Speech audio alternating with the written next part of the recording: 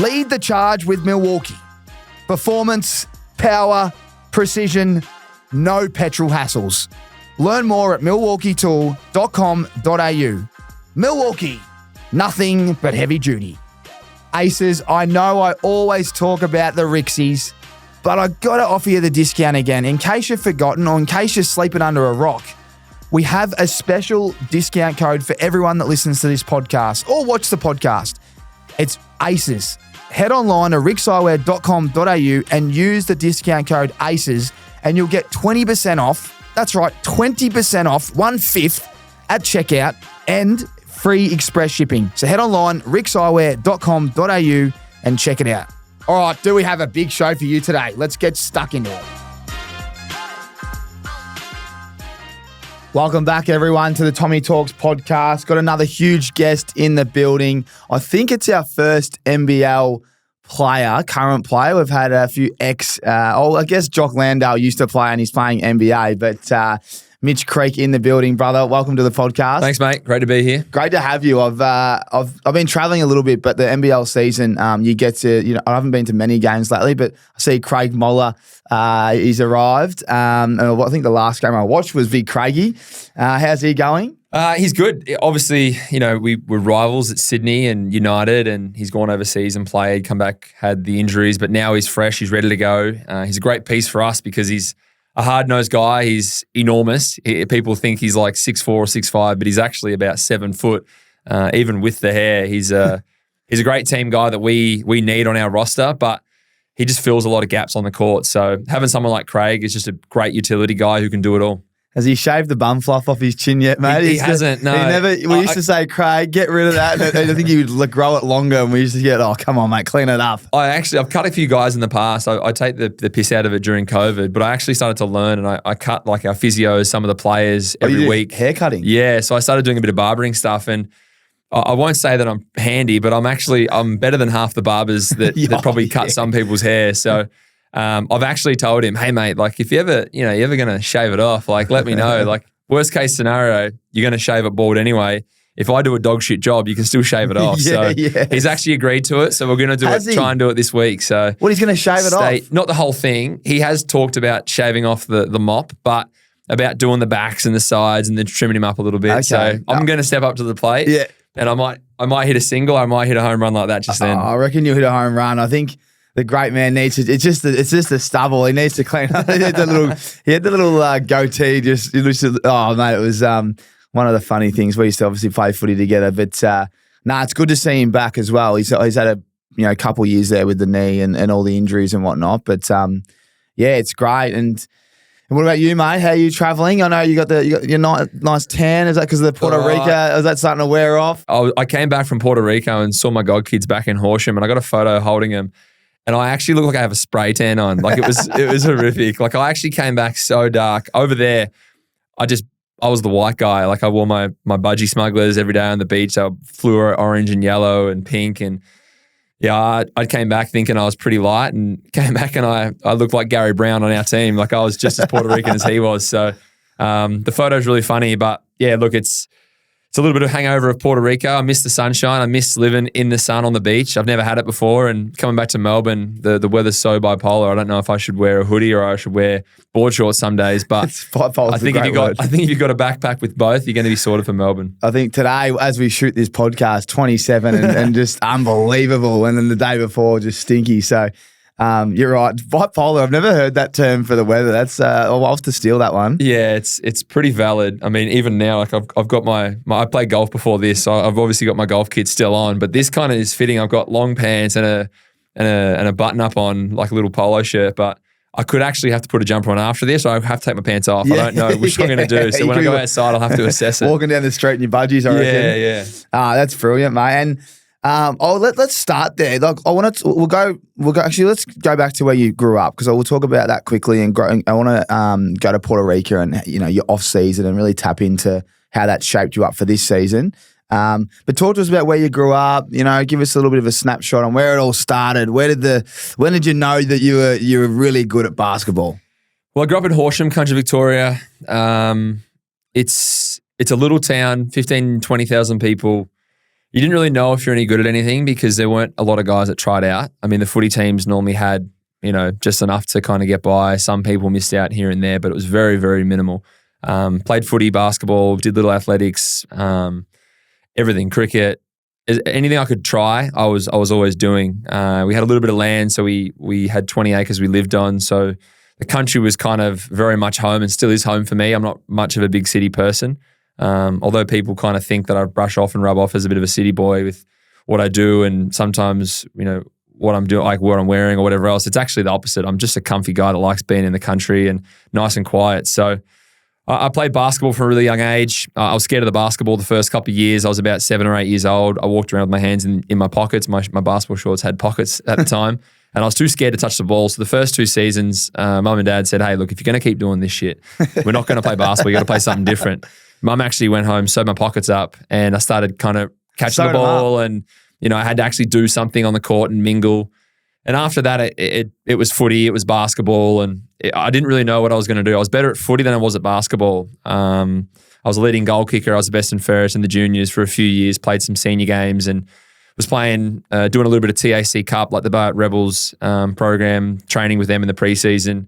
Basketball ticked along in the background, but coming from the country, we didn't see a lot of great basketballers come out of Horsham at the time. Aaron Bruce, who went to Baylor, played for Australia, played professionally in the NBL and all around. He was kind of the older brother to Sean Bruce, who still plays now with the Sydney Kings. He was kind of the cornerstone of where we want to get to. We had great coaches, good players, great locals, Tim Pickett, Ben Dummersney, Damien Scurry. Some of them were footballers, some of them basketballers, did both on the weekends. They'd play in the morning, footy all day, and then they go and play basketball at night. But I kind of emulated that a little bit. So I didn't really know I was any good until I went to interstate tournaments and went to Vic Champs, national titles and stuff like that for Country Victoria, silver medal, bronze medal, missed out the next year, almost wanted to go and play footy. And then all of a sudden I got a call up to the Institute of Sport and I actually declined it. Parents went through a really hard time and a divorce, and I was kind of in the middle of it and felt kind of responsible being young and immature at the time and not knowing the ins and outs of relationships really. So I actually said no to the Institute for the first 6 or 7 months, and then I kind of was pushed out the door like, hey, if you at least go and you don't like it, we can always bring you back home and you can always come back here. There's always school and friends and family. But if you go and you love it and you enjoy it, then stay. The world's your oyster, Dad always said to me. So it was about opportunity. And I think that's when I started to realize I've got potential to be okay at basketball. I got to put footy in the background. But for me, I still didn't really know because all the players were the best in Australia. So you got your ass kicked every day and you didn't really know if you were that good because everyone was smoking you all day long. You're like, far out, am I actually any good? Yep. And then you go to tournaments, then you go to national championships again. I was an MVP at the national championships, won a gold medal. The next year won another gold medal there. And then we went on Australian tours. And then we started to do well. World champs we had in Germany. We won gold. I was an MVP of the tournament, All-Star 5. And then the door opened really in my mind. Like I could play professionally. I could go to college. And that's like the quick snapshot of how it all happened. But I still was never really the best player. I was never the best shooter, the best ball handler, the best of anything. I was a good athlete. I played hard and I had good touch around the rim and just knew my opportunities when and where to take them. So compared to a lot of other guys, I didn't have the talent. I wasn't a number one, pick school from college. I kind of went to the pros and that's when my career started when I was 17, turning 18. How old were you when you went to AIS? I was about 16, yeah, midway through being 16 years old. Yeah, so yeah, nice. And you say that you're getting smoked at, at training and whatnot. Who are the players that you're getting smoked by? Basically everybody. There was probably 1 or 2 guys I felt I could really hold my own against. We had guys like Jackson Aldridge, who went to Butler, was the number 1 ranked school in the nation in America. We had guys like Anthony Drimmick, Igor Hadzimetovic, all guys who've gone to college, like big colleges, done well, come back, played NBL. Hugh Greenwood, who's obviously played for Australia, now playing in the AFL with North Melbourne, travelled around, Gold Coast, playing there with the Suns. There was a plethora of talented players that were there, doing well. Obviously, the year before me was your Matthew Dellavedovas. All those guys had gone through that pathway, and I was like, I'm nowhere near these guys skill-wise, so how could I ever be a professional? That was hard for me to overcome. But those guys kind of tuning you up every day for the first probably 6, 7, 8 months. until you started to really hold your own and do better and work on your craft, that's when the kind of tide started to turn and I realized that I could really play at that level. Yeah.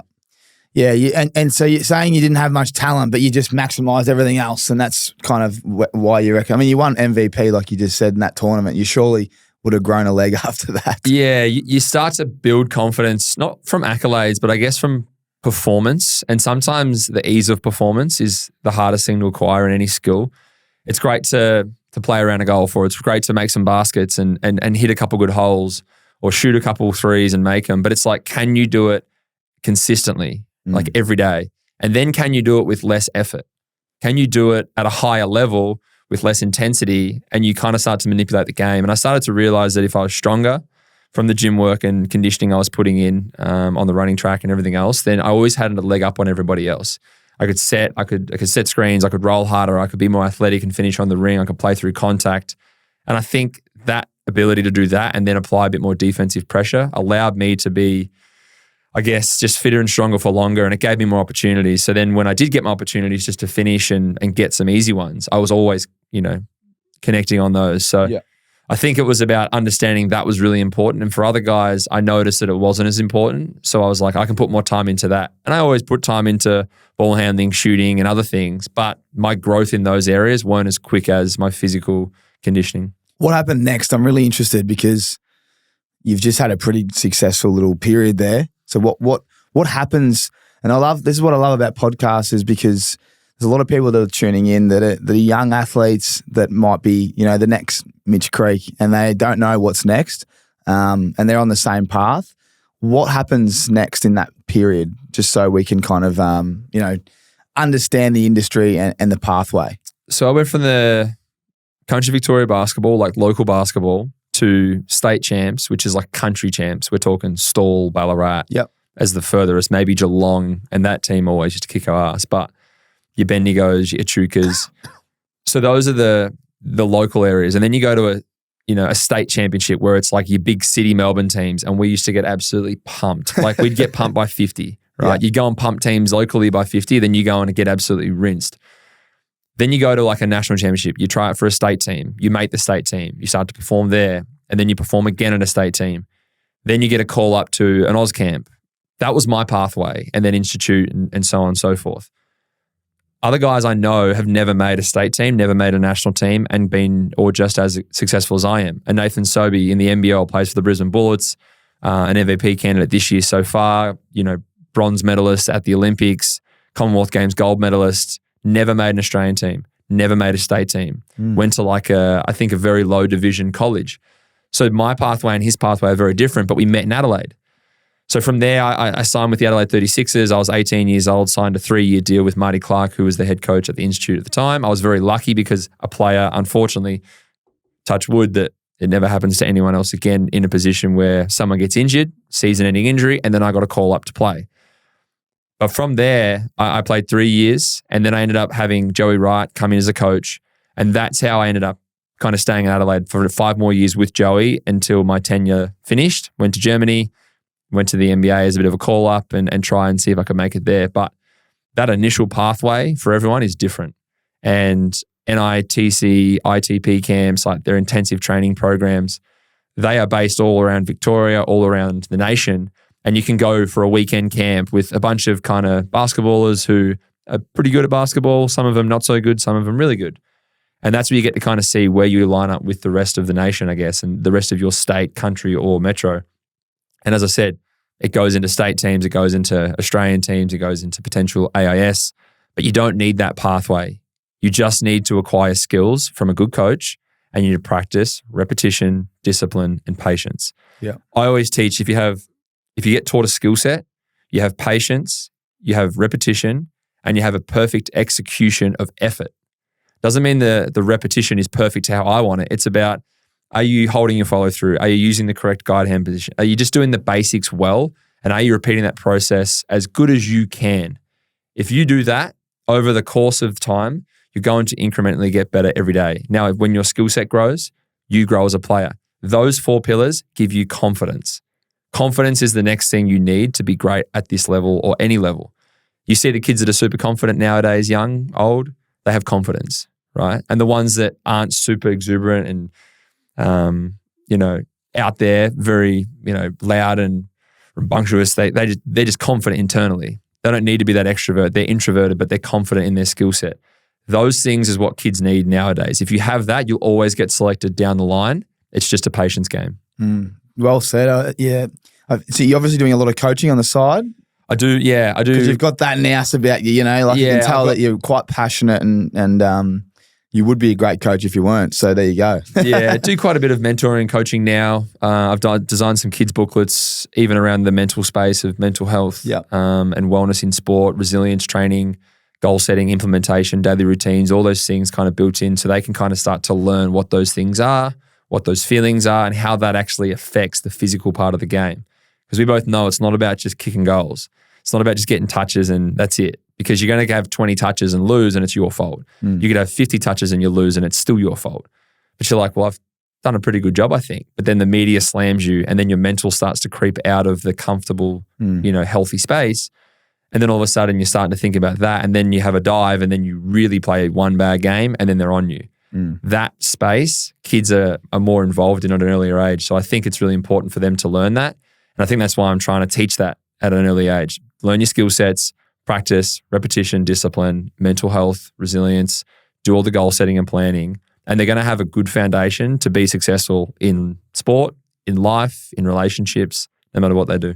It's well said. We'll pause where you are there because I want to talk about the Sixers and then Germany and the States. But have you seen the Beckham documentary? I have, yeah. I'm about 5 episodes in. How many episodes are there? Because I've watched 3 last night and I just I got to go to bed because I got to get up early. But I could have watched. I was just in love with it. It's a phenomenal doco so far. I mean, I've only seen after his basically tenure at Real Madrid. Okay, so he just got to Real Madrid when I'm watching. So it's kind of he's been there for a little span of time, but a lot of people don't realize what he went through. People just think Bex is like LA Galaxy, $100 million contract. Who's this guy? Huge, And I honestly knew a little bit, but I didn't know a lot. And to find out that probably the most, if you went through and said who are the 3 most recognizable, attractive men in the history over the last 50 years, Bex is probably one of them. Yeah, he is. Absolute Bex is probably one of them, right? So understanding that the most famous human on earth, was in such a negative space, and he was so in love with somebody that, even that love alone and pure love, he couldn't even get through that. That shows you the causes of mental health. Yeah. And I think the real life scenario, we as people, not even athletes, we're just people, what we have to go through on a daily basis. Now, we're not on his level by any means, but it still happens and it still affects us. It still affects me to some extent. I'm just training more and more through the years to deal with it a bit better. But to see what he went through for months and months and months, I don't even know how I would cope. I would have quit. The red card and then going back and getting booed for 6 months. And then I think his next game for the country, he's captain and he scores. But yeah, I couldn't believe it, man. I was watching it getting that angry. And I think it's like a bit of a thing with the Aussies and the Poms, like we love smashing the Poms. And I reckon that's even made me want to I never really jumped on that bandwagon much. But now it's like, I wouldn't mind getting stuck into the Poms because I just don't know whether we would do that to our own. But if we did, it's a disgrace. And I don't know how people sit there and, I don't know, like even watching it, like he's had a red card. He's flicked the leg up. There was not much in it. There wasn't a lot in it. It was a bit fairy-like from the old fella. Yeah. And he even says on the interview, I was just amazed at the result of it and the booze and the I guess because he's when you're that good looking, a lot of men especially are that jealous. Yeah. And he's dating the most famous woman in the world. Exactly. At the time as well. There was just like a lot of jealousy and a lot of, but he was such a likable, unless they're, I know they are, unless they're painting him in what he's not, which is not true. What we see is what we get. And even in the interviews and all that, it just amazes me how people can be treated so poorly when they're great people, And he still hangs on to it. Yeah. Like that's the thing. Like he hasn't let it go. Well, it's the family thing. It made a lot of sense. Like you'd understand, like when something happens to you and you're working through it, but you know that it affects your loved ones, that's hard to block out because you know that it's already, that, like as he said, the damage was done and it's something that he can't live with, you know? And even now he's saying like, I still haven't forgiven myself for certain things that's happened 15, 20 years ago. He's hanging on to it still because it's hurt him so much. And when you see him physically emotional and he's holding back tears and like the emotional side of like what he's really going through, that demon must be so dark and so heavy still. You just hope that in some part of his life moving forward, he can accept it. And maybe this documentary opens up a few doors of acceptance and love for him. Mate. I reckon it might. So I don't think people really understood it. Well, I don't think anyone really understood it. Even the people that are in the documentary, I think this is going to do a lot of good for him. And I think for football in general, and maybe some of the fans that watch this as well and say, fuck, we better not just ruin this guy's life because these guys are human. If the most famous, good-looking, successful man on and off the field is affected by this, then, you know, old Mitch Creek and Tommy, they could go through some shit. I reckon if we're talking about Bex, there's obviously, you know, how many people are watching this documentary? It'll be right up there. It could probably smash the record. I mean, you see the Michael Jordan one, and I mean, it'll be right up there. I'm looking forward to seeing the numbers on it. And I think because China's obviously one of the largest markets of football in the world. Yeah, I think they'll end up getting it, and it's going to go bad. Yeah, no, it's good, and you're right. It's actually great that he can get it all out and tell the full story and give some context to, you know, what he was going through, and even like when he's having his first child, like. I think he's, you know, Posh has said, I'm pregnant, and it's the night before he gets the red card. So he comes home and goes to see her, and it's like everyone thinks he's doing it for it just stinks. And there's no mobile phones back then, right? Which is maybe a good thing. You imagine if but it was. But also he could have put up a photo and saying, you know, like she's pregnant and, you know, we got a kid on the way. How exciting. You wouldn't say how exciting in the post, probably just be like a love heart or something with all that red card. But do you know what I mean? At least you can just go, this is why I'm there, or I don't know, it stunk. It stunk so bad. And you don't know until now, and you probably go back and go, oh, I was a dick. Yeah. I'm really sorry. But you can never say sorry in the time because 15 years has gone by of hurt. And I reckon there'll be a lot of people doing that. Yeah. Anyway, we get off topic, but I just thought I'd bring it up because I watched it last night. We're talking about mental health and all that stuff. And that's one thing he didn't fold. He actually rose.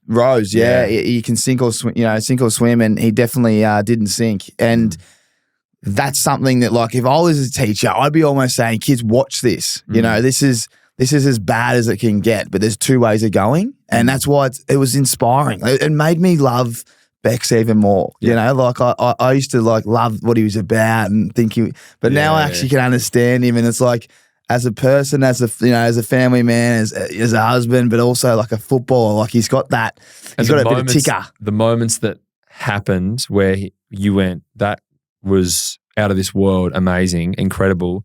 You now have that on an even higher pedestal when you didn't think it could get any higher because of what he was going through. Oh, yeah. Like he wasn't just sitting there doing these goals and these moments. Like when he was the captain for his country and he comes out after all of the shit in the past and then he slots that goal like in the last minutes off for penalty and you're like, he's just saved the day. And now everyone loves him again, right? But if he misses that, like what could have been? That's a question that I guess we don't have the answer to and won't need to know. But you think about it and you're like, those moments he rose to the occasion, he was a fucking monster. And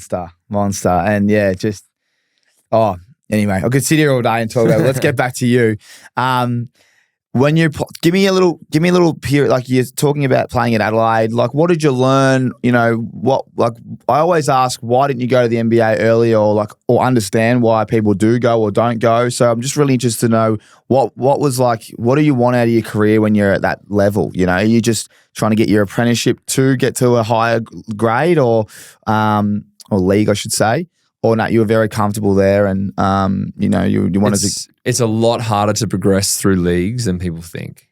And even if you're a good player, you still need to be in the eyes of the right person at the right time to get into those situations. So my first 3 years, I wasn't very good, didn't play a lot, went from being the number one junior to essentially being the last guy on the roster.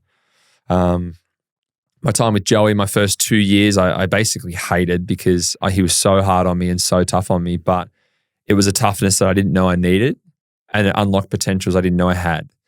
So Joey is by far the most instrumental person in my whole career. The part I look at and I go, well, that was a learning curve that, although it was bumpy and it was rough, it was needed and it was necessary. I needed to slow down, and I wasn't as good as I thought. I wasn't as talented as I thought. I wasn't as skilled as I thought. I didn't have as much as I thought I had. Like, even my first couple of years in the league, like, you're not making a lot of money. It was probably 6 years of being a pro before I even made six figures. Like, we're not making a ton of money. Like, people that work at the bank are making more money than us, and we're considered these professional athletes and role models, when realistically all we do is run up and down, get sweaty, and put a ball in a circle thing, and that's it. Like, yes, we can be role models because people want to aspire to play sport and be paid. But I was kind of in that boat, like, cool, like, let's go to the club, like, let's drink and go out and have fun and, you know, meet girls and do all this kind of stuff and just be a bit of a dickhead.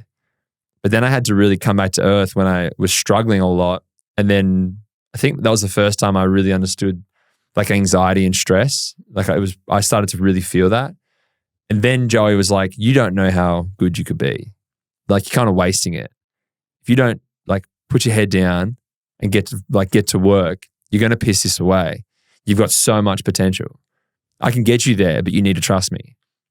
And I reckon from that moment, I was like, okay. And I bought in, like, properly. And this is 3-4 years into being a pro. And then my growth just went like this. Like, I was in early, stayed after training and did extras, came in at night, sometimes midnight. Whenever I felt like coming in and getting work in, I was in, and I was addicted to it. And once the skill set got bigger and bigger and bigger, all of a sudden I started to play better. Then opportunities started to come about. I could play as an import for, you know, it was Siebel back then, but it's NBL 1 now. And then it was like, oh, you can go over to Germany and play over there if you want for a couple of months. So I did that.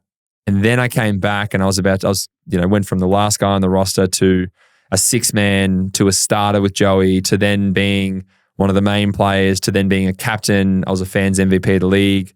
So all these things started to happen, and I was like, this is all for Joey. Like, this is him. This is everything about him. I had a toughness about me that was completely different to everyone else. And I think that's why I am who I am today, and I'm comfortable because what Joey taught me is what molded me into who I am today. But then you come back, you go to re-sign overseas in Germany. I'd signed for Wurzburg. Was going to go and play there for 12 months. And then I got a call and they're like, hey, do you want to come over to America and do an Exhibit 10? Now, an Exhibit 10 is essentially a training camp invite. You can get paid anywhere between $0 and $50,000 to come to training camp for about 6 to 8 weeks. If you get all the way through training camp, you can get in between that payment amount. Now, this is public knowledge. Everyone can look it up. It's pretty simple. If you don't get picked in the team or you get cut during camp, they can just cut you and send you home, and you can maybe sign up for the G League team. So the G League team is the VFL of the AFL. Everyone's got an affiliate club. The Brooklyn Nets is where I went for my training camp in the NBA, and the Long Island Nets was the affiliate team. So the contract there was like, I think $28,000. So I was going there. I was just signed in Germany, and to put this in perspective, I'd not made over literally. I think I made $100,000 my last year in Adelaide. I went to Germany and I was like, I'm gonna finally make a bit of money. This is sick. Like, and for me, coming from a family that didn't really have much growing up, we struggled our way through periods of our life. We moved in and out of different housing, small little tiny houses, a little bit of land, and then back into a small one. Like, we moved around a lot. And my parents did everything to give us as much as they could. And there were times where we couldn't go and do certain things, and then we couldn't have certain things. So when I had that moment, I was like, I can give back to my family a little bit now. I can repay some of the stuff they did for me when they stretched the budget as thin as they could stretch it without it completely breaking and ruining things. So they gave me every chance, and I was like, I'm going to go and I'm going to do this. This is amazing. I'm going to go and play and, you know, make probably triple or 4 times what I was making. Like, how good's life? Like, this is sick. And then the NBA thing called, and they're just like, hey, come in. Basically, you're guaranteed for like $30,000, and that's it for like a year. I was like, far out. I was like, I got to try and back myself. This is an NBA chance. So I really put all the chips on the table and said, do I want to do this or do I not? And I was like, I want to see if I'm good enough. People have said it, but am I good enough? Let's go and try. Got through camp. I got my full payment of $50,000, and I was like, awesome. Boom. Didn't make the team. So I go to the G League, sign that contract, and then we're off and running, right? It's barely $1,000 a week that I'm making there. So I kind of save a bit of that money that I got from the 50K. Mind you, I was in New York, so I got taxed through the roof and I didn't really keep much of it. It's expensive as well. It's expensive in New York. And all of a sudden I was playing G League. Now we played 50 odd games. We came in. I was one of the leaders of the group.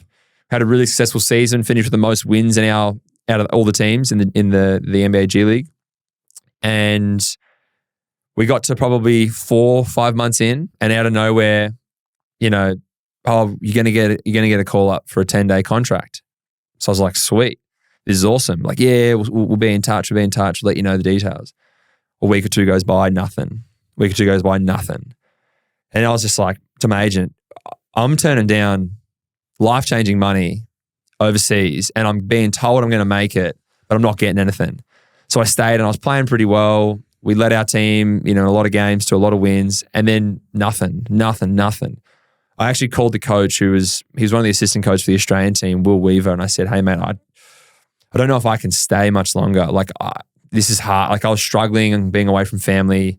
I was by myself for 9 months. Like, I was really in a really hard place. And I wanted to come home. And I want to go home, and then I want to go overseas and make a bit of money and kind of just live a little freer. And at the time, it was winter New York, like stone cold Steve Austin. Like, it was shit. And I ended up getting a call literally the next day. And it was like him. It might have been a few days later, actually. And I just made the call to my agent, like, if we don't get something in the next 2 weeks, naturally, like, let's not push it. But if we don't get anything, like, we'll go home, we'll go to Germany. I get a call a few days later, and they're just like, hey, you by yourself? We're about to go on a road stretch for 14 days or something like that, play 10 games. And out of nowhere, they're just like, hey, what are you doing? I was like, what do you mean? It's 11 o'clock at night. I'm about to go to bed. I got to get up in the morning at 7. They're like, well, you may as well unpack your bags because you're getting signed by the Brooklyn Nets. And I was just like, fuck. That's unreal. Hang on, what? And he's just like, I just want to be the first to tell you, I'm so happy. I'm so proud of you. You deserve this. And I was just over the moon. Like, I bawled my eyes out straight away. He's like, well, before you just calm the farm. Like, the GM's going to call you, but I'm so proud of you. Like, that was it. And that was the phone call. I remember sitting there and I was just shaking. I was so emotional, uncontrollable, to the point of just like, I felt sick. GM calls me, Trajan Langdon, congratulations. You're going to be a Brooklyn Net. Unpack your bags, come in tomorrow. You're playing tomorrow night against the New York Knicks. I was like, huh? What? Hung up the phone, called my family, bawled my absolute eyes out like a baby, like just threw a tantrum through the phone. Family got on a flight the next morning, jumped on a plane, flew to New York. Unfortunately, they didn't get to my first game, but I didn't even think I was going to play. The coach goes to me, you're not going to play this first game, mate. Just calm down. It's been a big 24 hours. You got to go through scout. You got to learn some plays. You got to learn some defenses. But, you're a part of the team. So I go into the Brooklyn Nets facility. We warm up in the morning. We get some shoot around in. We go to that night. We go to the game. I got my tracksuit, my jersey, my locker. I'm sitting there just like, how cool is this? Like, looking around, just taking photos of everything, taking videos, sending it back home. Coach comes up. He's like, hey, mate, you're not going to play tonight. Don't stress. Let's just get you acclimated. We'll look to suit you up tomorrow night and see if we can get you a run. It's like, whatever you need, I'm ready, fired up. Here we go. I start warming up. Game starts. And the NBA games, have you ever watched a full live game from start to finish?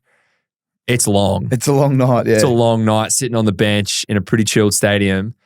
And I was stone cold. I couldn't move. 2.5 hours later, it's third quarter, I think. And one of the players on our team goes for a layup, gets hurt. Take him off to the change rooms. I'm like, damn, chap, Rondé, he gets injured. I was like, this sucks. And then out of nowhere, it's like, Mitch. It's like, me. He's like, come on. I was like, pardon? I was like, no, sir. He's like, you're in. And I was just like, I didn't know what had happened. I didn't know what had transpired.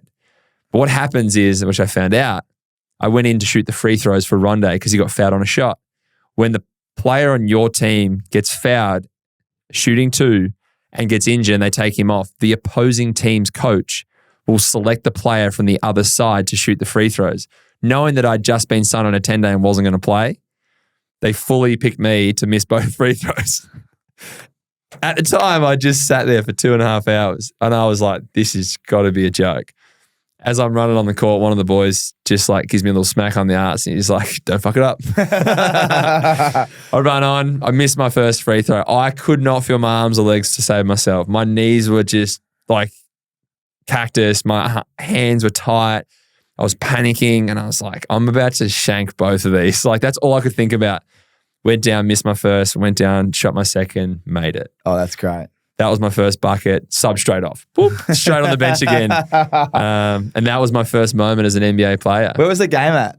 It was at home? At Brooklyn. Yeah, yeah. Madison Square would have been. I mean, they're both cool at home. Both really cool, but yeah, played at home. Fans went crazy. Guys on the bench went crazy. That's so cool, man. The free throw clip online's pretty awesome to see, and I'm stoked just to be a part of that. But flew out that night after the game to Boston. The next day, my family arrived in Boston. They came to the game, sat in the stands. I played like 15, 20 minutes, had half a dozen points, a couple of rebounds, a couple of assists, some good possessions, and that was it. I was off and running. Got to play against Giannis Antetokounmpo, play against him, got blocked by him. So pretty cool. That is very cool. Scored a floater on him though, so that was pretty cool as well. But just, some really cool moments where he's like, I'm guarding him down in the block. Like it's pretty surreal to think that you get to be a part of some of these things, and whether it's a short-term memory or a long-term thing, it's just amazing to be a part of it. But that turned into another 10-day contract straight after it. So I had 2 in a row. Went back to Long Island, finished the season there, and right as the finals were about to start for the G League, Minnesota Timberwolves called me up. Hey, you want to bring you in for a 10-day? Want to sign you for the rest of the season? All right, cool. Flew out the next day to Minnesota, did 10 days there. They signed me for the remainder of the season as well. So it was a pretty surreal moment in my life. But yeah, it's a dream for me to be a part of something like that, but it's not an unachievable dream. And I never dreamt in 1,000 years that was something I was going to do. Didn't think it was possible. Didn't think it was achievable until I got out of my own way and other people believed in it more than I did. And I trusted that. And then I eventually started to trust myself, which is something I wish I could have told myself to do a decade ago. Yeah. Man, that is so cool. That is, I mean, I'm so happy for your family. Like when they fly over and they get to watch you play 15, 20 and 20 minutes there against Boston. And did you win that game? No, we didn't. Not that it would have mattered anyway. Like I didn't care. At the time, I was just pumped to be out there. I was just picturing like, you all on the court taking photos and like hugging and just cool moments, man. Like if you understand sport and family and all the hard work and like you just said, everyone thinks the NBA is, which it is. Like it's the best. It's the best. Like you watch it and it's fucking amazing. But people don't understand like KD and Book and all these guns, they're all on Giannis, they're the superstars. They get paid ridiculous amounts of money. But there's so many guys grinding and they're next to them, like you're guarding them. It's not like you're that far off them, but there is a huge gap and they don't understand the grind. So I just love that story. I love that. That was brilliant. So when you went to the Timberwolves, like how long were you there for? I was only there for maybe... in total, my whole time there was about 6 months in total. Nice. Spent the off season there as well, training with them. Had kind of been told I was going to get a gig for the next season. Didn't work out. Went to Summer League, went over there, played that, and then ended up coming home. There was chances to kind of go to Europe.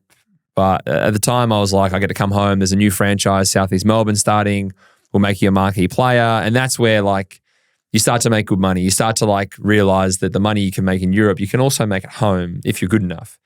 But with that NBA experience, I wasn't playing a lot, but it was the confidence, I think, flipped inside of me like, you are good enough. And that self-belief is enough for someone to be extremely dangerous. And I think I found that inside myself and I was like, I am pretty damn good. Yeah. Right? And you're allowed to be confident. Being cocky is another thing. Being arrogant is another thing all in a whole nother conversation. But you don't want to be those things. You just want to be confident. And sometimes it rubs people the wrong way. And that's okay. But those people don't understand how hard it is to be confident in yourself and your abilities. And I think that's when I came back. My first game, we played against Melbourne. and I hit one of the game-winning shots. I had a really good game, and up until that point, I actually don't think I'd ever scored that many points in the NBL. And the first game I came back, I literally hadn't played more in that NBA time. I hadn't played a game more than maybe 15 minutes in 6 months.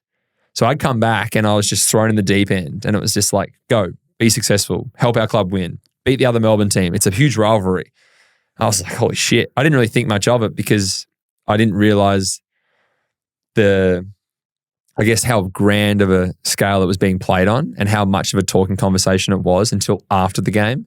We won that game, but that's where the rivalry kind of started in the NBL with both Melbourne sides. But all that comes from the undeniable confidence I had in myself because I'd gone and I'd achieved things that I never thought I could achieve, which no one else in the league at the time had achieved. I was the only NBA player to come in pretty much that wasn't an import. A lot of Australians could have gone and done the same thing I had done, and I think they would have been successful. I think some great players would be successful in the NBA. I'm surprised someone like a Chris Goulding hasn't had a chance to be signed to a team because I think what he brings as an elite level shooter and player can be useful in the NBA. I look at other guys in the league that have gone there and had a crack and missed out. But some of these players, you just want them to do well on a grand stage because you got to experience a bit of that. And I want other people to experience it. But kids should 100% set themselves goals and dreams that everyone will think are unachievable. But if you just set yourself aside and say, I'm going to get there. And if I fall a little bit short at some point in my life by whatever means, then it's okay. I'm going to land in a pretty good spot. And I didn't even do that. And I got there. So I think having someone that trusts you and puts that trust in you as well and allows you to believe and dream is also very beneficial. So I hope that people listening and watching can have that confidence in themselves. And hopefully I can give you that confidence if you ever set those dreams. Send me a message on social media. Hey, I'm going to do this one day. I'll hit you back. 100%. Yeah, absolutely, mate. I'll believe you. Keep me up to date with how you're going. That's what I want people to have in their life. Yeah, and it's something that, you see all the time. If your goals aren't big enough, people don't laugh at you when you tell them, then they're not, they're not big enough. No, but what you said's fantastic, and you can clearly going to be a great mentor, especially for these young people, instilling all this confidence and self-belief. It is a big thing because we know what you know when you've got it and you don't have it, and you can see your performance. Let's not skip over the NBA though. It is all the talk, but just let's have some fun here. Name some players you were playing with, some moments in that you had.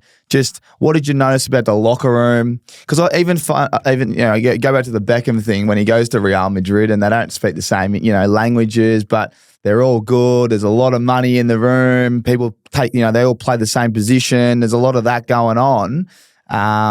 And deep down, it's a business, right? They asked the guy, why is Beckham there? He's like 3 times the revenue. It's not just about on the field. And so when you go to these locker rooms, what did you see? What did you observe? What was your, I guess, welcome to the league moments, even at the, I love this shit. You know what I mean? I remember walking in and I came in the team car. They have these drivers that drove us around. And I put up into the car park and there's Ferrari, Range Rover, Lambo, Corvette, all these amazing, amazing cars. I'm a huge car and bike nut. I love cars and bikes now, build them, drive them, enjoy them. But back then I was just like, holy shit, this is cool. Walk into the locker room. Day one, I remember seeing Damari Carroll was just decked out, Gucci fit, top to toe, Louis Vuitton, everything. And Senor Swag Daddy is what he called himself. So you see stuff like that, D'Angelo Russell, Kenneth Fareed, the Manimal, these guys were beasts. Karis LeVert, who's now nearly a max contract player, all these guys when I was at Brooklyn were coming in, and it wasn't peacocking or anything crazy. There wasn't an arrogance, but there was just this confident bravado in the locker room. It's they know they're good, they know what they're good at, they know they work hard, and they're allowed to enjoy the fruits of their labor. I was just coming in Uggies and sometimes pants and a hoodie, and just were happy to wear the Nets gear. The game fits were always really interesting. I tried to swag it up a little bit, but I had zero swag and still have zero swag. This golf kit's probably as good as I can dress. But you go to these clubs, you go to the games. We had Barack Obama in the stands watching a game. You have, we had everybody. You could like celebrities. Jay-Z sits courtside Jay-Z, all the time. Meek Mill. When I watched one of the games, I sat literally courtside with Meek Mill and talking to him the whole game. I was drinking Jameson and gingers with him. Like, it's pretty cool. So at the end of the day, they're all people. They're regular dudes. Like they're regular guys and girls. They're no different to us. They bleed the same. They go to the toilet the same. We have this fake belief that they are untouchable, out of reach, not human. But when you meet them, they're just the same. They have the same insecurities. They have the same struggles and problems in life. They've got the same issues that we go through. They have the same successes and enjoyments and, fulfillments that we do. So once you start to be around it a bit more, you start to realize that the world's pretty simple, and you're like, we overcomplicate it in our own heads, and we feel like things that are unattainable aren't really unattainable. They're just limiting beliefs that we give ourselves. And once we get rid of those things, then the world becomes our oyster, really. So yeah, I mean, you're getting on the jet after a game, you've got full lazy boys in there, like steaks being served, guys are playing poker and cards. More cards, in the planes. They have like bags of money. They're just thrown on the tables, hundreds of thousands of dollars getting passed around, like with, bets and stuff like that about, who's going to win this card game. I just remember sitting there like, holy shit, that's a lot of money. And I was like, they're not ones. They're ones with 2 zeros at the end of it. Probably one of the welcome moments was we went out to dinner after one of the games, and we all sat down and had a feed at this restaurant, and I didn't think it was going to be what it was, but it was like, hey, mate, you got this one? Yep. Sweet, thanks, bro. And then everybody left, and I was like left with the bill, and the bill was like about $6,500. So this is US. Yeah. So this is about $10,000. Now, for people that aren't accustomed to American policies, I suppose, or tendencies, you tip. Tipping in a nice restaurant starts at about 20%. 20%'s average. Average. That means they've done their job, but it's no better than... So I write the tip, and I was like, 20%. I was like, I wrote it down, and I was like, I did the math. I was like, 20% of 10,000. I was like, that's a lot of money. Yeah. I like had to use my credit card because I didn't have enough money on my card. I rolled to the boys. And I was like, okay. I just did it. And I remember a couple of days later, some of them came up and were just like, hey, appreciate what you did, and gave me some money. And it was more than I'd actually paid for dinner, but they were kind of like, testing you. Well done. Like you weren't like, oh, no, I'm not paying this. Like I just paid it. Like I just thought like, you know what? I'm just going to do it. I saw other guys who declined certain things and were like, no, I'm not doing that. It's like, hey man, give me a Gatorade out of the fridge. It's like, I'm not doing that. It's happened in different teams, and you see it, and you see this like little bit of tension start to rise. Like you're a rookie, give me a Gatorade. Like give me and it's not about like guys not having respect. It's kind of about like just learning your role a little bit, and you got to understand. You got to kind of it's a little push and shove, and I realized pretty quick, like be a nice guy. Don't try and put in too much into conversations. Just where it's easy and it flows. Just be your normal self. Don't try and be them. You go to clubs, they buy booze, they buy bottles, like offer money and, hey man, can I help with the bottle? And it's like, no, don't be stupid. I got this. But that goes a long way because the guys that don't do it don't get respected and appreciated. So I felt like I had enough respect and enough appreciation because I did offer. Sometimes I really hope they didn't say yes because I didn't have enough money. Yeah. And that's the thing. Like people back home are like, I was in the NBAs with these people, whatever else. But realistically, like, you're still scraping pennies together. I'm still budgeting and trying to save and, not run out of money to buy food or whatever else. We had a chef and lounge and everything. I used to take home, you go there for breakfast, they'd have nice, beautiful breakfast at a barbershop at the club and everything else. And then we'd have lunch there, and then I'd take a big lunch thing home for dinner because then I could save money because obviously New York was very expensive at the time. So yeah, it's all learning curves, but you look back and you're like, some of this shit's pretty crazy, and some stories that you wish you could probably share, but you can't really do it. And you're like, there's just moments that I've told like friends and family that you're like, I could never believe this. And you show them some photos or videos and they're just like, that's so pretty good. cool. I love it, man. I love it. I love it. It's The locker room, there's nothing like it, and you're right. Yeah, there's blokes that doesn't matter what locker room you're in. If they're kind of those sour, nah, not for me, don't want to come along. It's like it's just got to get involved. Everyone will look after you. I'm glad they gave you the money back because I was going, no way they're doing that to you. Yeah. What I want to ask you, and this is a private question, but I think because we've touched on it, it's fine to ask. How much money do you reckon you earned in that 6 months? With the Wolves and the 2-week, it was the 2 10-day contracts. Like, did you end up pulling a little bit of cash from that? Yeah, 10-day contracts at the time were about 60,000 a piece. Yep. So I had 3 of those. I had my camp money, I had my G League money, and then I actually got signed. And it was, I think if you're on a day wage, I think it's around $6,000 or $7,000 a day. Oh, that's good. Yeah. So you're getting rewarded. That's great. Yeah, I definitely came back and I was like, holy shit, like I've actually got a bit of money in the bank. Like, yeah, you deserve it. This is really cool. Like, and I went and bought a new car. You know, I literally went and sold. I had a car at the time. It was $1,000. Like I was driving $1,000 AU Falcon from like 1998 or something like that, or 2003 something. And I remember being like, shit, well, I may as well go buy a car. So I went and bought a car and I spent like $40K and I just went, here's some cash. And I was like, that was actually a really nice feeling. Shortly after that, I turned around, I bought my mum a car, bought her a brand new Volkswagen, sedan. And at the time, mum had a late 90s Astra that had 300,000 Ks or something like that. And it was a great little car. There was nothing really wrong with it. It was just old. And I was like, I'd like to be able to do something for my mum. Yeah. So I bought her I think at the time it was like 2018 or 2019, like Volkswagen.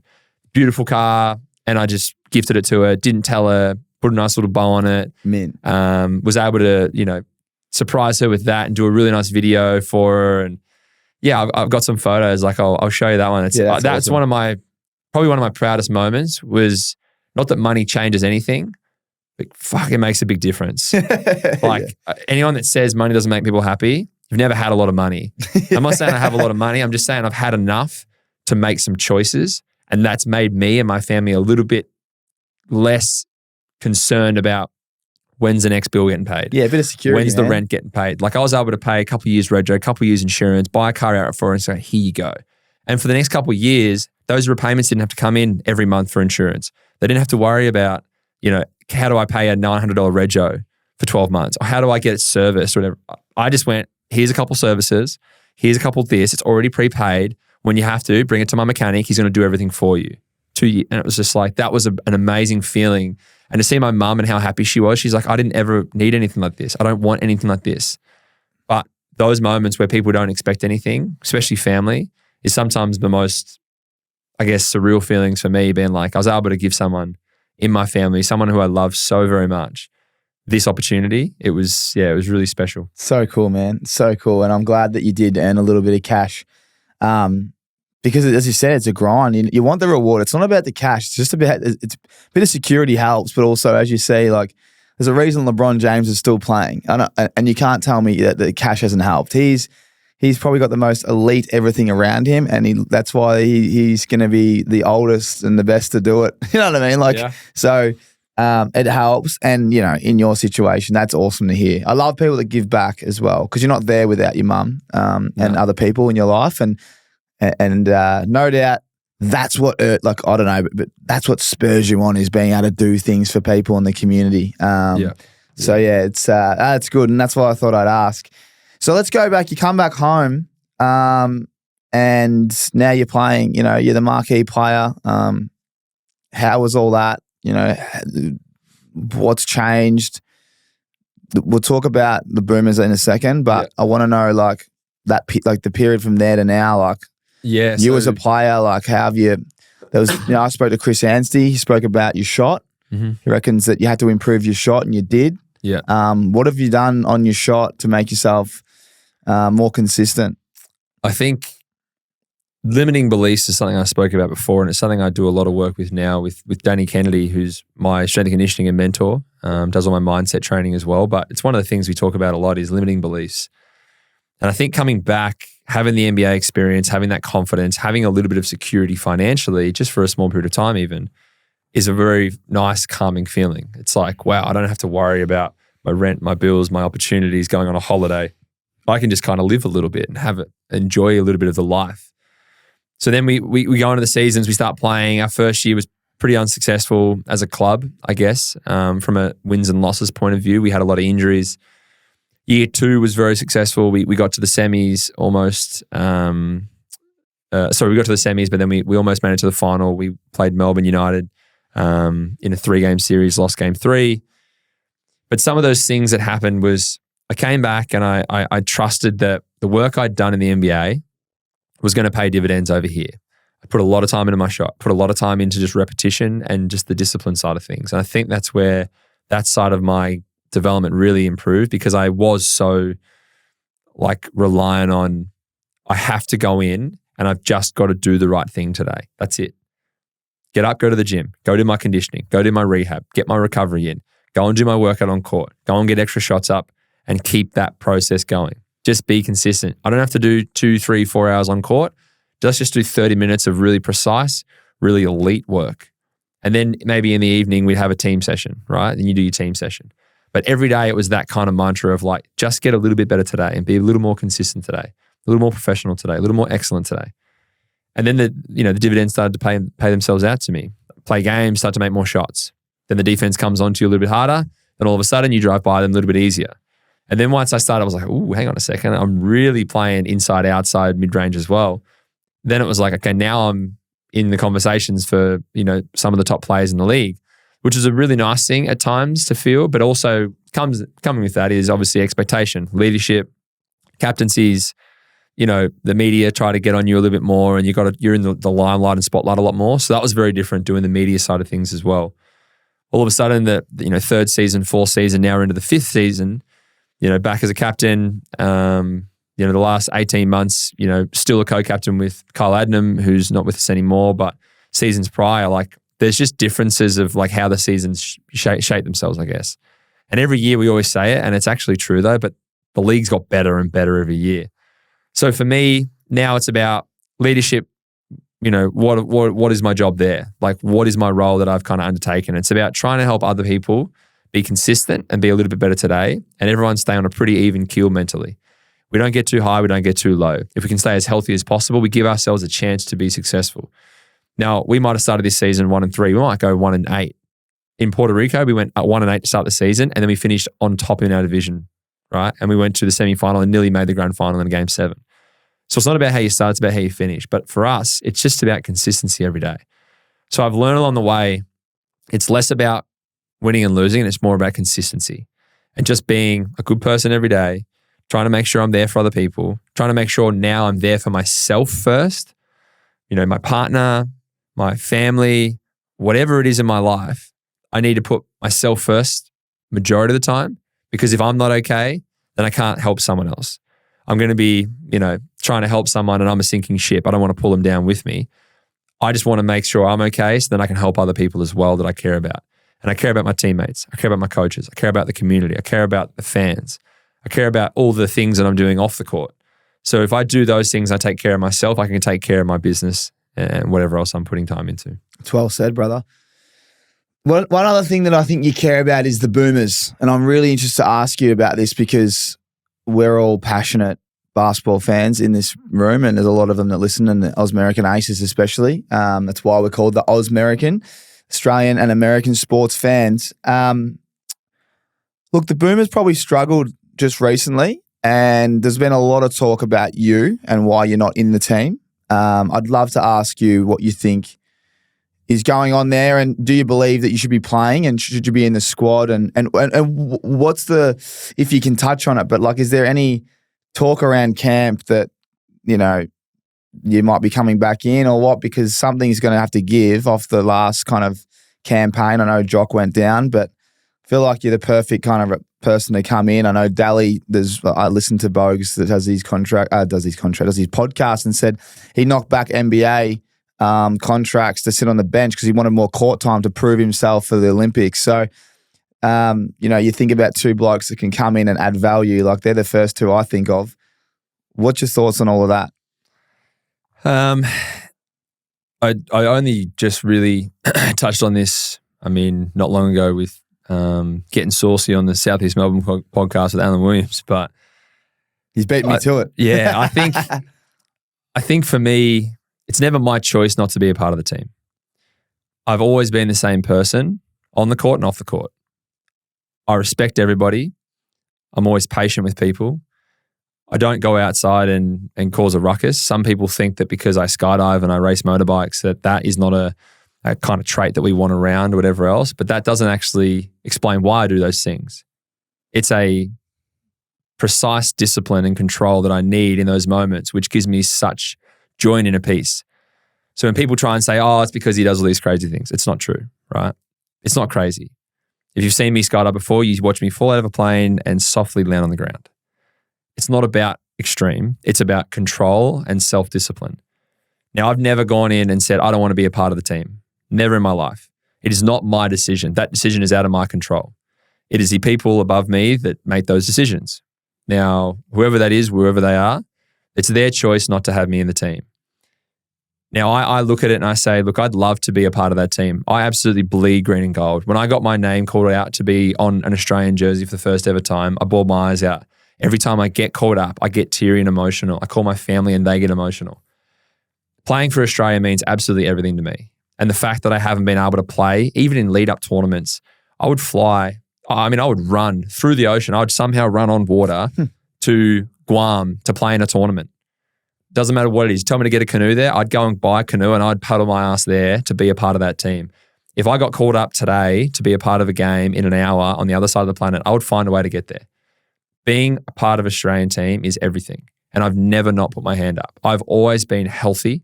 I've always been accepting and I'll always be ready no matter what happens. Unfortunately, the team didn't perform fantastic at the World Cup, but this gives them a motivation and a fire to absolutely fucking dominate at the Olympics, to give themselves a chance greater than a bronze medal. And I think we have the capabilities to do that. Now, every time there's been a team announced, I always share it on my social media. I always support them. I always say good luck. I always wish them the best because whether I'm a part of it or not, I've been a part of it. And that means more to me being a part of it and still cheering from home, watching every game, writing every play, watching what they're doing offensively, defensively. Because maybe what happens if my phone rings and I'm in Australia and, hey, we need someone in that 4 spot. We need someone to play a defensive role. It's okay, I got it. I know the sets. I know the defense. I know the tendencies. I'm watching the games. I've seen the scouts. I know how they're going. That for me is where I'm at. If I never get to be a part of it again, I know that I never did anything wrong and I know that my name was cleared. Now, whether people say mud sticks or not, that's your choice. But I didn't do anything wrong and everything was thrown out in a court of law. It was all dropped. Now, think of me as you like, no matter who you are, young and old, male, female, in between. I don't care because I know that I stand on my own 2 feet proudly today. And I can sleep at night knowing that. There's a lot of other people that probably can't sleep as well as I sleep and haven't been accused of the things I've been accused of in my past.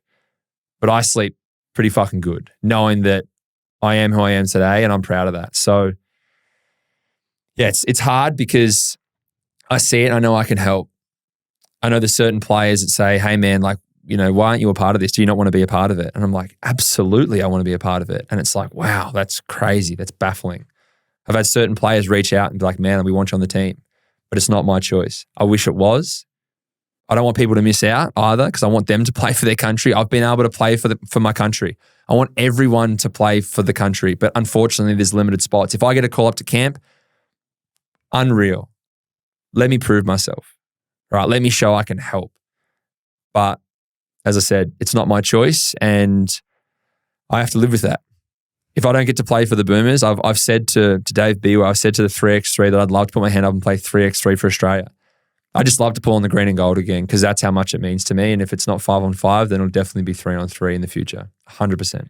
Really well said. And there's no need for me to ask a follow-up question with a message to the selectors because you've kind of given it there. One thing I love is your passion for the country and staying ready and watching the game and not being that sourpuss, you know, the bloke that hates on everyone when it doesn't go his way. You're supporting, you stick by them. And hey, we'll go back to Bex. It turns, right? Yeah. It does turn. Things turn. And your documentary, you know, your story is still being written. And it wouldn't it be amazing that you do keep fighting and you get selected and you become just a really important player and you go to the Olympics and we win gold. Like they're the things that, or you play America and you know, it's just, these are the things that can happen and they might happen, you know, and that's why I love hearing the way you speak. And it's a credit to you as well. It's a credit to anyone that's been in your position where it's out of your control. When things are out of your control, you can only control what, they always say control the controllables. And it's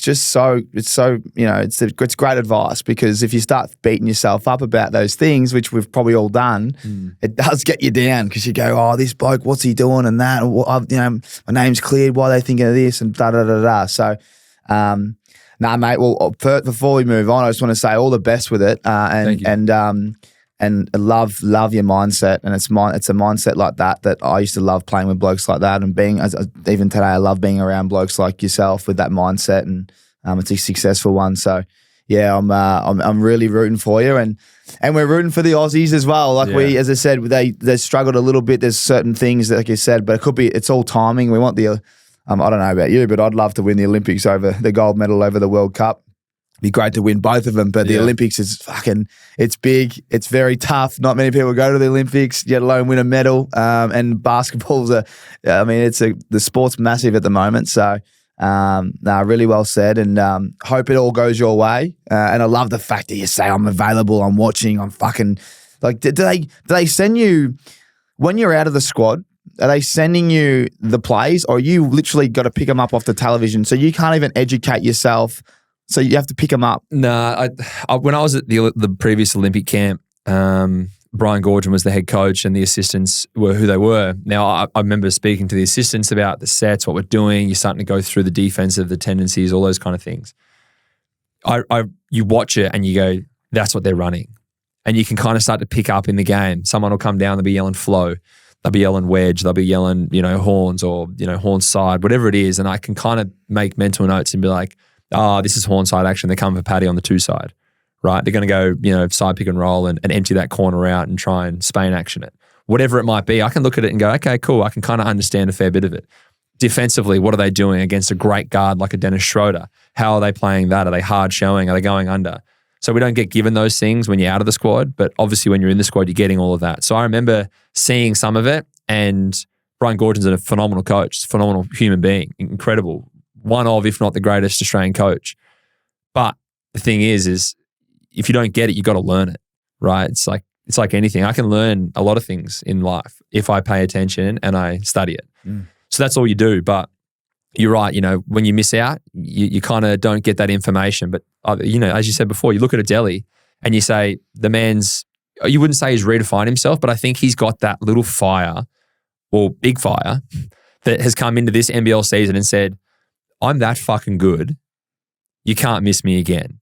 You might have missed me once, but you're not going to miss me again. And I think for me, seeing that is motivation as well, because it's like, I'm so happy that he's come out and he's in phenomenal shape. He's shooting the absolute piss off the ball right now.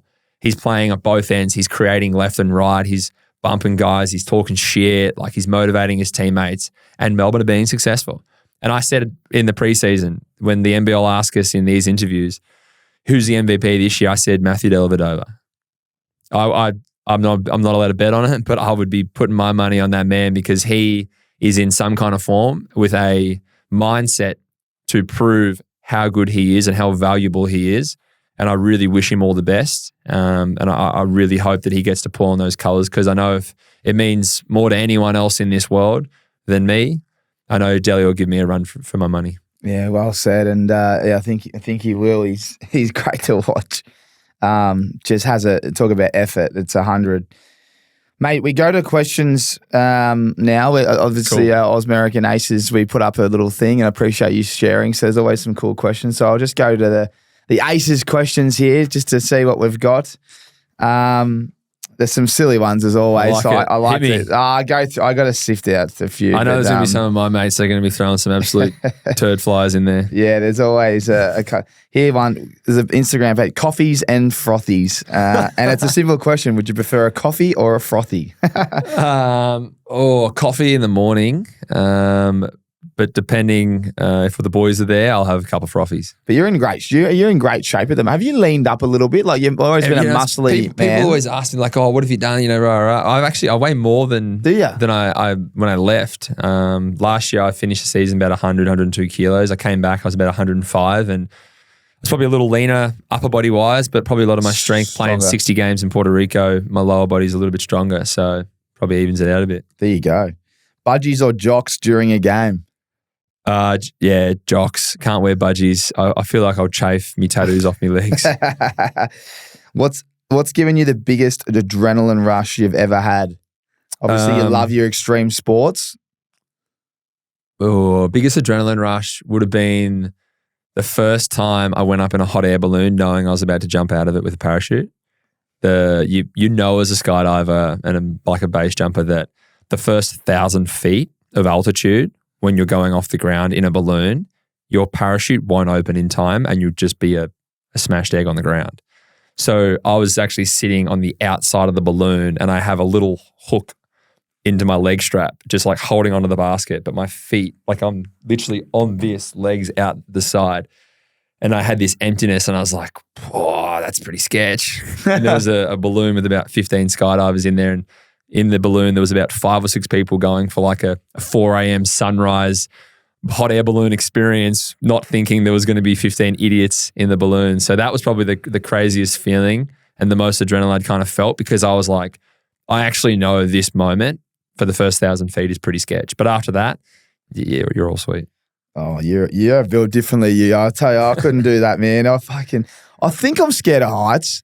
Nah. I don't know if I am, but I am a little bit. I don't think it's like I'd still jump. You got to come if you come for a skydive with someone who has done it before in a plane full of skydivers, you feel really safe, Comfortable, yeah. I mean, the balloons are something where the people in the balloons are like, you guys are stupid. Man, even getting in a like balloon crazy. would be like, crazy. But then you get the rope, like there's a rope swing, like a ski rope on the side of the balloon and you swing off it and you do that and they're just like, what the hell are these guys doing? But we're just like, this is a big swing and I know I'm going to be safe under my parachute. So yeah, it's good fun. That's so good. What else have we got here?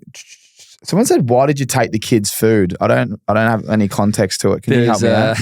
That's from Willie Myers. There was a kid sitting in our second game against Perth this year. We were up in the last quarter and I wasn't going back in. I'd had a bit of a calf strain. So I was kind of just managing the last quarter, didn't have to go back in.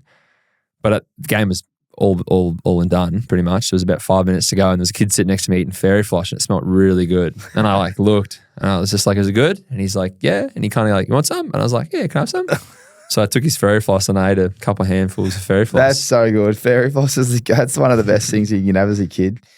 But the reinvented shot though. Do we dive into that? Not really. I mean, it's just Did you change your technique? time and discipline, honestly. So just time, discipline, and repetition with a new technique though, or was it more a little bit more but work it's into it? more about like, for me, it was a lot of form shooting, like a lot of old school basics, like straight 90 follow through, straight 90 follow through, and then it was just repetition and repetition, and then it was the confidence as well. The confidence component from America is what helped me believe I'm a good shooter. Now it's like I don't have to get up 500 shots a day. I can get up 100 shots a day, perfect reps. Some days I shoot 300-400 shots, but other days I might shoot 50 or 100 and I'm like, I'm cooking. I'm in a beautiful rhythm. I know I've shot thousands and thousands and thousands and thousands of shots over my career in practice. So I can trust that I'm a good shooter and I back myself. Yeah, well said. Okay, last one here. This one's from Santiago, or Fran Santiago, but is he coming back to Puerto Rico? I'd love to answer that question for me and then talk to me about that experience, because you were playing with Boogie Cousins and the likes, and it looked like a lifestyle like no other. Yeah, I mean, I would love to go back to Puerto Rico. We've been in talks with teams. They had a change of head coach and a change of staff. So the team that I was played for the last 2 seasons there, the Guanabo Mets, they've made some shifts. So I'm just waiting to hear there. They've expressed that they want me to come back. I've had some other teams over there express pretty early on that want me to be a part of it. So it's all kind of up in the air. I want to go and play in Japan. I want to go and play in Asia somewhere. I'd like to go and do like a Taiwan or the Philippines, somewhere like basketball crazy where you can just be hype with the fans. I love Puerto Rico. It was a beautiful experience. I had an amazing time. I was able to live on the beach. It was 30 degrees every day. It was absolutely magnificent. I would recommend anyone to go and travel the island, to go and, see it. You've got Cuba next door. You've got Dominican Republic. You're right next to Miami. You're on the East Coast essentially of America. It's just a place that you can go and enjoy. You get paid well. You get looked after. You're treated, really well by the clubs. And as an import, I was probably one of 3 imports out of the whole 12 teams over the season that didn't get cut. So everyone was getting cut. We had 2 head coaches get cut within 2 weeks. We had players get cut. We had imports get cut. And somehow the white guy with crazy hair and tattoos stayed. So it was a really nice experience. Amazing fans. I miss a lot of people there very dearly. We made some great connections. My partner came with me at the time, and we made some wonderful memories there. She learned how to skydive there. She did her solo training. So she did about 23 jumps or 22 jumps as well. So she'd learned. But yeah, I just had an amazing time there, and I'd like to think I could go back. But yeah, as you said, played with DeMarcus Cousins, Boogie, great guy, off the court, just a really, really nice, well-educated person, on the court, very passionate, sometimes up and down, and that gets, taken the wrong way. There's times where we butted heads, but, we had a really successful tenure there. Unfortunately, he got injured in game 6 of the semifinals, and we ended up losing that game and went to game 7 at home, and we got pants there, but we had an amazing time. I wish him all the best as well. I hope he gets back to the NBA. I think a team could definitely use him. He's still a very dominant person on the basketball court. So yeah, an amazing tenure, but we'll see what happens next year and what we do moving forward there. Yeah, it's so cool, man. It's cool how you guys.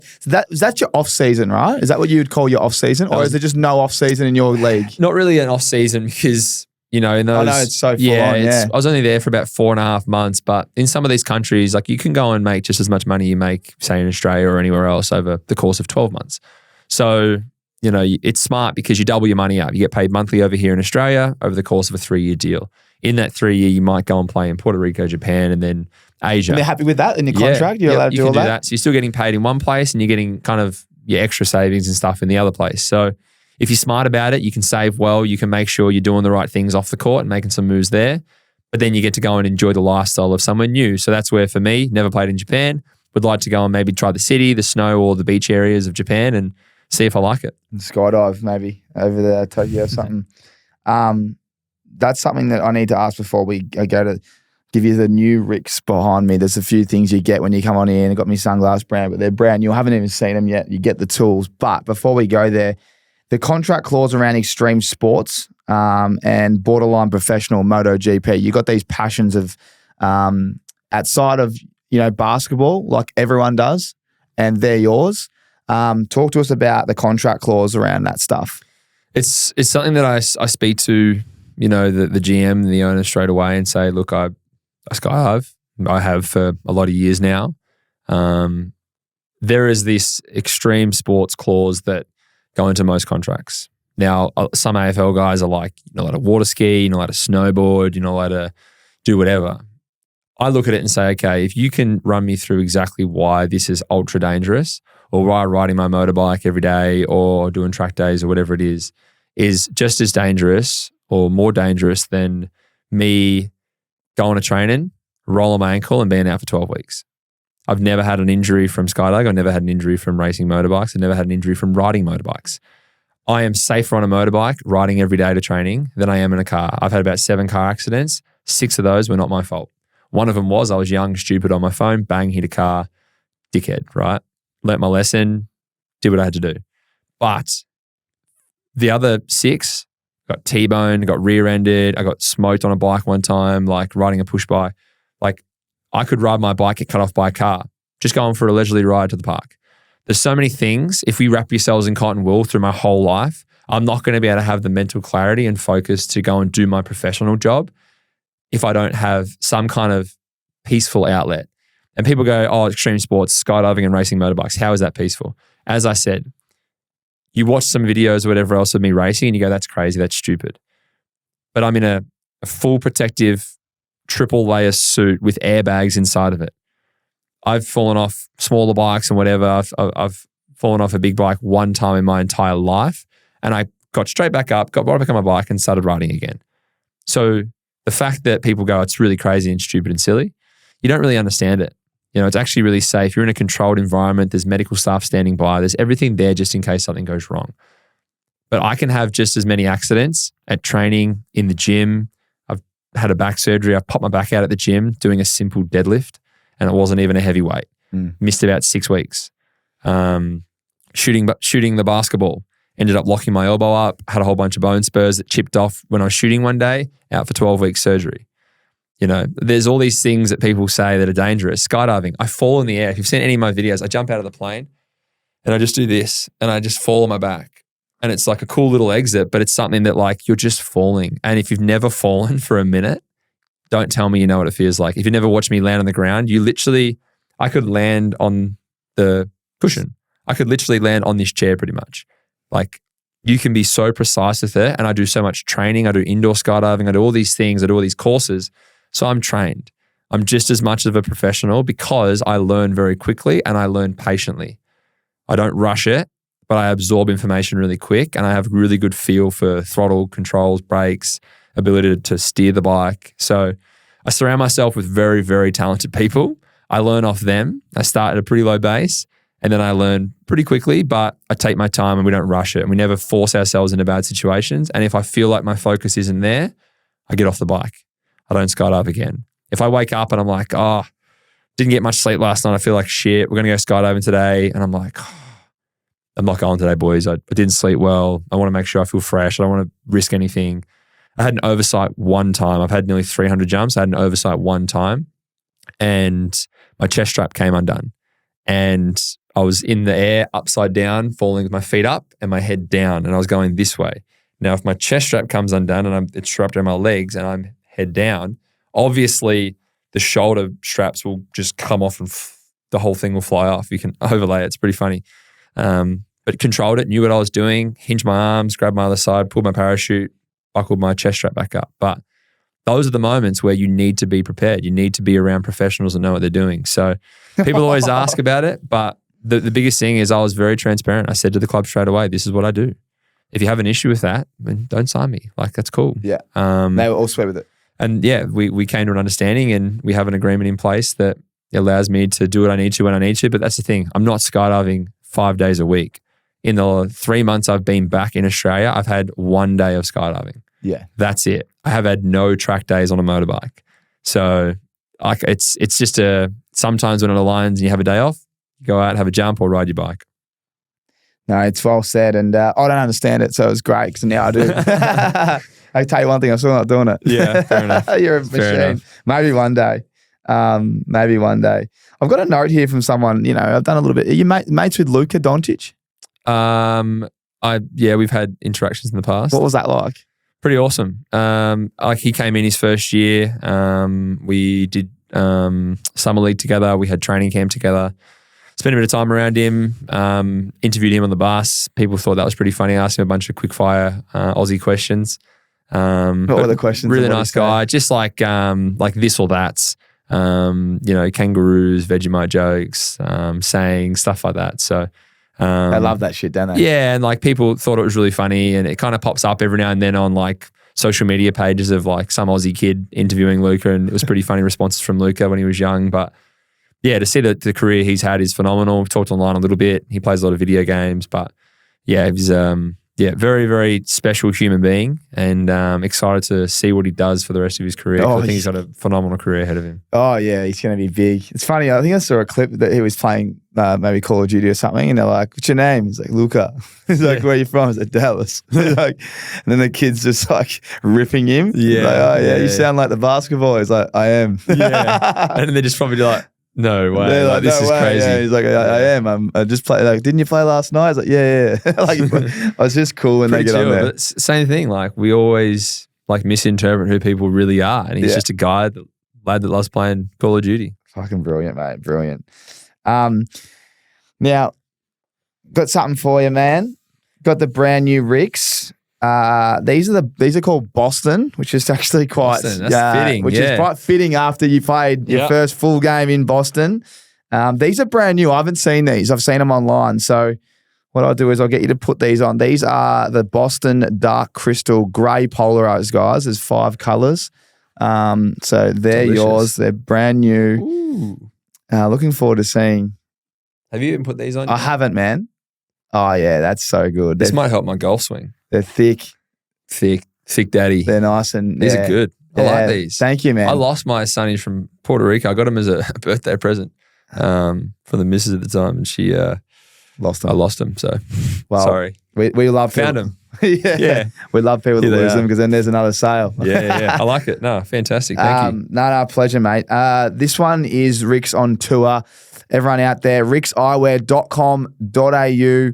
Use our discount code ACES if you want 20% off and you want to look like Mitchie in the Boston dark grey crystal with grey polarized lenses. Mate, RIXX on tour. We had fun with this one with Campbell Brown, and I used to always say 2 teammates, but I think we can open it up. We can open it up to anyone. I want you to pick 1 location in the world and 2 people that you'd love to go to that location with.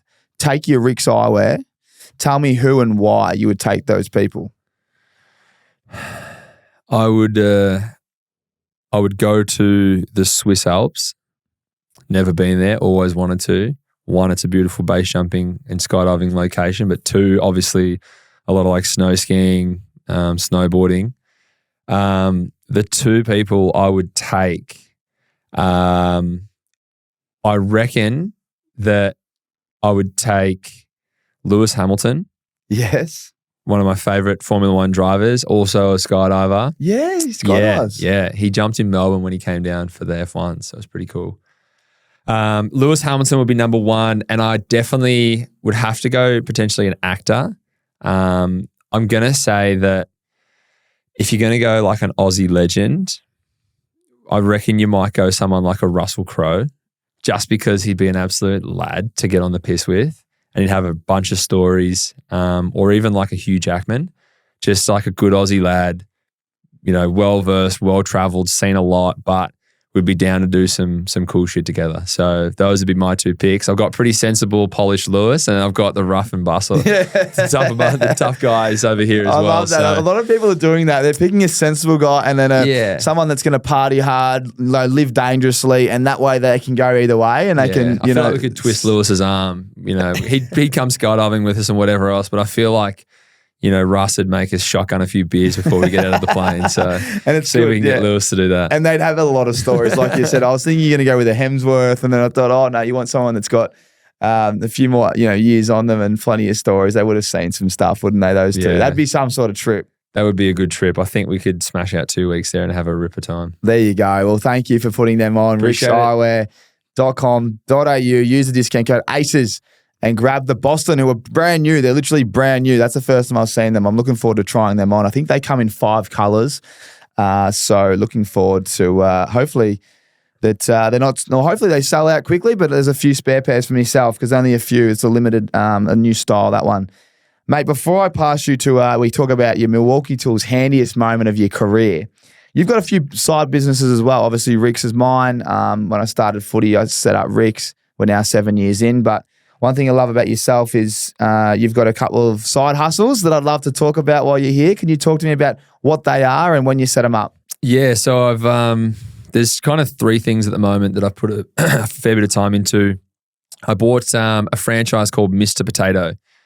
We are currently signing the lease as we speak today. Beautiful. That's exciting. In Richmond on Swan Street. So it's right near the tram stop, opposite Richmond Social, right next to the Coles. You can't miss it at the traffic lights, a little walking path. We're going to start building hopefully in the next week or 2. We're going to do all the demo, and then hopefully by early December, maybe mid-December, before Christmas is the target to be open and trading. The really cool part of that is my best friend Tyson Hoffman married a lovely woman called Jess Davis. They met in Adelaide when I was playing over there. Tyson actually came over through a crazy alignment of people and ended up being a part of the Adelaide 36ers as a development player. Now, at the time, Tyson had never really had a big job. He'd never made the team, and he started something called Mr. Potato. Fast forward 5-6 years later, he's now got around 25 franchises or franchisees that are doing it. Got a couple franchises himself. Obviously, they own the business, but I always told him I'd love to buy a franchise off you and set one up. And we're going to be the first one in Melbourne, set up and trading. So really excited. The cool part of it is we're going to try and do a partnership with Richmond Football Club. So anyone that is a member for the Richmond Football Club, because it's right there in Richmond, is going to get a discount. So if you have a membership, your entire family, direct family, get that discount as well if they come in. Any Southeast Melbourne Phoenix members will get the exact same discount. Now, if either of those teams are playing and they win, there's going to be an additional discount. So we want to look after the members. We want to try and give back a little bit. It's essentially like a beautiful baked spud. They have light potatoes. They have sweet potatoes. They've got all the fillings you could ever want. You can have a dirty, cheesy bacon, chicken spud with nothing else, or you can go and have a really healthy salad. You can have a nice potato with some sides and toppings and a whole bunch of assorted items as well. So excited to get that one up and going. So that's kind of the next big one for me that's kind of about to tick off the bucket list. And I have one we just started called SNAZ, S-N-A-Z. It's essentially, we're doing motorbike giveaways. So we're doing motorbike gear, motorbike accessories, and actual motorcycles. So essentially you buy yourself at the moment, you buy a digital pack. So all it is $3. You get these really amazing digital stills and merchandise pack. And that puts you in the running to win a at the moment, we're doing a CRF 450, a 2020 model. You win that. So you go on the draw, you can win that motorbike for $3. Really cool. 4 of us mates started it. We just want to start giving away motorbikes as well. So the next draw is actually going to be a free motorbike giveaway. We're actually going to give away a fully built, optioned out dirt bike to the value of about $15,000, $20,000. And all you have to do is tag a mate, share and like, and you're in the running. You can do it 1,000 times for 1,000 entries. You can do it 1,000,000 times for 1,000,000 entries if you want to. I don't care. But yeah, two really cool things that I'm kind of spending a lot of time in at the moment. And, stuff, on the basketball court is always very important, but setting myself up for life after sport is just as important. And, I've been thankful enough to work with some great companies, some great people and some great mentors. So pulling the trigger on quite a few things and, long processes to kind of get started and get in the works. But things that, are now up and running, and hopefully we'll be throwing spuds your way down here to the crew. Hey, I'll be going down there. Don't worry. Full price for me. I want to just sweet potato, obviously. Sweet potatoes, yeah, nice that's one. Me. Sweet potato cool. And some chicken. Do you say you're getting chicken as well? Chicken, beef, pork, everything. I've never actually heard of it. So it's obviously the first in Melbourne. That's the first in Melbourne. You think about Fonda over here. That kind of layout and color scheme. Really like a really bright white with some pinks and some some greens and a lot of neons and really nice place. It's going to be really really cool. So keep your eye out for it. Make sure you check out them on social media, Mr. Potato and also SNAZ. Yeah. But yeah, exciting times and hopefully we sell a few spuds. Oh, well, I am a spud, so I'll go down there and I'll really indulge. But let us know when it's all live and that. We'll throw that out to the Aces. One thing with the Aces is they're extremely loyal and supportive, awesome. And we would love to help you out. So, and we can even do something down the line, little activation or something there. That'd be cool. That'd be awesome. But mate, well done. It's not easy. It's not easy. You know what I mean? Nothing's easy. Look, if it was easy, we'd all be doing it, as they say. But great to see you building your life away from the game. And as I said, you've already spoken about giving back to your mum and plenty of people. You love the community, but basing yourself in the community with a small business and offering discounts. People don't realize until they think about it, discounts are taking away, your bottom line. It's not an easy thing to do. People think discounts, you're tight ass, give me a discount. When you give someone a chunky discount, you know that you're not going to make money, but it's there to give people an opportunity to taste your product, look at your product, and also give back. So when you do give a discount, you hope people appreciate it and they come in, and I'm sure they will, and I'm sure we will. So really appreciate that, mate. Thank you. Well done. That's awesome. Now, you're a humble man, and our friends at Milwaukee Tools, as we always say, without these guys, we don't exist. Before I talk about Milwaukee Tools and the segment, how do you go on the tools? I'm actually not too bad. We had some issues with the builders for the fit out of this Mr. Potato. So a friend of mine, Anthony, he is the owner of New York Minute Burgers. Have you had New York Minute Burgers before? No, I haven't. You need to have a New York Minute Burger. If you haven't had one, have one. Their food is absolutely incredible. We're going to go into business together early next year with something, but he's actually going to help me build the fit out. So he and myself are going to build the actual fit out. So we're going to document some of it along the way, but we thought, you know what, screw some of these builders who are trying to bump us up 380% on the original quote, which is what it was. So appreciate everyone for doing that. That was really great. Wasting our time for 5 weeks. But the cool thing is I'm going to have to get on the tools, and I don't know, maybe Milwaukee will have to throw us a few grinders and bolt cutters because we're going to have to need them. JC, if you're listening, brother, you know where to go. The boys, we need to hook them up. Well, what you've got here is a Milwaukee brushless pruning shears with a leather holster behind me. So that's yours. Hey, there we go. Look at that. Take that one, Trim mate. the hedges. Lightweight design offers maximum accessibility and control while reducing user fatigue.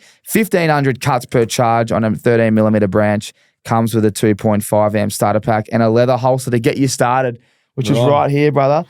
So that is yours. Now, the Milwaukee Tools handiest moment. This is a moment where you have been as handy as you've ever been. And then think about a moment where it was so good, so handy. It's front of mind. Your Milwaukee Tools handiest moment. What would it be? I think a lot of people would probably say it's got to be the dunk last year.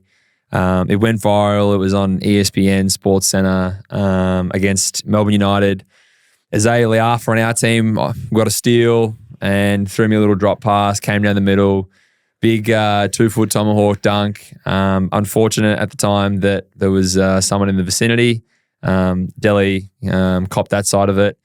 The dunk went pretty viral. I had a big yomp and yell and stare and, a bit aggressive at the time. I turned around, got shirt fronted, so that wasn't too handy. But it was good. Got up, chasing down. We all just riff-raffed at each other. But the first part of it, definitely going to be my handiest moment. But yeah, it's a pretty cool moment that you have those in your career and you can look back and, social media nowadays gives you the ability to kind of remember those moments. But yeah, some pretty cool photos, some pretty cool videos that came out about that. So that's definitely my Milwaukee Tools handiest moment. Oh, I'm glad you mentioned it because I was going to ask you about the dunk and I thought, no, I reckon it could be one of your Milwaukee Tool handiest moments. So I thought I'll hold off and then I'll bring it up if you don't mention it because it could be another one. Mate, I watched the highlight just to refresh my memory driving in. When I parked, I was like, I better just make sure I watch this play again because I'd seen it last week. And it is amazing. It's a great dunk and the big flex afterwards. But then the bloke comes in and gives you an absolute He gave me a hide and I didn't really see it. And I kind of I got hit and I just remember going down thinking, I just got shirt fronted. This is basketball. And I popped up I'm not happy right now. And stormed after him. But I wasn't going to do it. And then I just kind of got up and tried to act tough. Yeah, you kind of lied down. I definitely didn't act tough. It was funny. Everyone was like, oh, you're a bitch. You're a pussy. But then I was like, I actually didn't see it coming. It was a pretty good whack. I popped up and ran after him like an absolute goose. Oh, mate. And in that moment when you're flexing, that's just pure adrenaline and just I couldn't actually tell you. And someone goes, oh, did you do it because it was Delhi? I said, no. I said, if my mum was under the ring and I dunked on her like that, I'd give her the same treatment. Mum, there you go, cop that. It's a reactionary thing and you don't even think about it. So, yeah, it's pretty funny. Oh, it's very funny and it's very good. So, that is a great moment. Milwaukee Tools handiest moments. We've got a great collection now. There's a lot of these handy moments that are going down. Well, mate, thank you so much for your time. Great to hear a little bit about your story. It's obviously only halfway there professionally. And, I think personally, I wish you all the best, but the Boomers is something that I'm really looking forward to watching. Obviously, I'm watching the season and watching all of you boys with a close eye on it. But the Boomers squad and the selection process, I know how much it means to you and I know how many people on the outside are rooting for you. And as you said, there's a few players that have already messaged you. So it would warm our hearts, my heart, your families to see you in that team. And wish you all the best. And thank you so much for coming on, man. Appreciate it. Thanks for today. Pleasure. And thank you to everyone that tunes in again, to RIXX, Milwaukee. Thank you. But to everyone who supports us and watches our podcast or listens to it, thank you. We hope you enjoyed this one. Our great guests only come on because of you guys. So thank you. And we look forward to seeing you in the next one. Cheers, guys. One more time because I really mean it. I just want to say a massive thank you for all the support you continue to give us at the Ausmerican Aces. If you want to further support us, make sure you like and subscribe, hit the follow button so you can keep up to date with all our exciting shows and announcements. Righto, now it's time to give our sponsors a massive plug. Lead the charge with Milwaukee. Performance, power, precision, no petrol hassles. Learn more at milwaukeetool.com.au. Milwaukee, nothing but heavy duty. Aces, I know I always talk about the RIXXs, but I got to offer you the discount again in case you've forgotten or in case you're sleeping under a rock.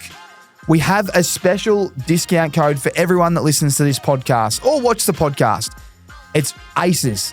Head online to rixeyewear.com.au and use the discount code ACES and you'll get 20% off. That's right, 20% off, 1/5 at checkout and free express shipping. So head online, rixeyewear.com.au and check it out.